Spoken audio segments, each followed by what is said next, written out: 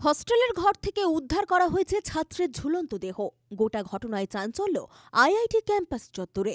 আত্মঘাতী নাকি খুন হয়েছেন ছাত্র, সেই নিয়ে এখনো কোনো স্পষ্ট ধারণা পাওয়া সম্ভব হয়নি। মৃতের নাম শাওন মল্লিক। আইআইটি তৃতীয় বর্ষের ইলেকট্রিক্যাল ইঞ্জিনিয়ারিংয়ের পড়ুয়া ছিল সে। বাড়ি কলকাতার কসবাতে। মনে এক ঝাঁক পাখির মতো স্বপ্ন নিয়ে গিয়েছিলেন আইআইটিতে পড়াশুনো করতে, কিন্তু সেই স্বপ্ন পূরণের আগেই মৃতদেহ উদ্ধার হল শাওনের। খবর পেয়ে ঘটনাস্থলে এসে পৌঁছয় পুলিশ মৃতদেহটিকে ময়নাতদন্তের জন্য পাঠায় মেদিনীপুর মেডিকেল কলেজ হাসপাতালে। কেনই বা হচ্ছে আইআইটিতে এত আত্মঘাতীর সংখ্যা, সেই নিয়ে প্রশ্ন তুলেছে নাগরিক সমাজ। অতিরিক্ত পড়াশোনার চাপেই কি খেয়ে ফেলছে স্বাভাবিক জীবন, উঠছে প্রশ্ন।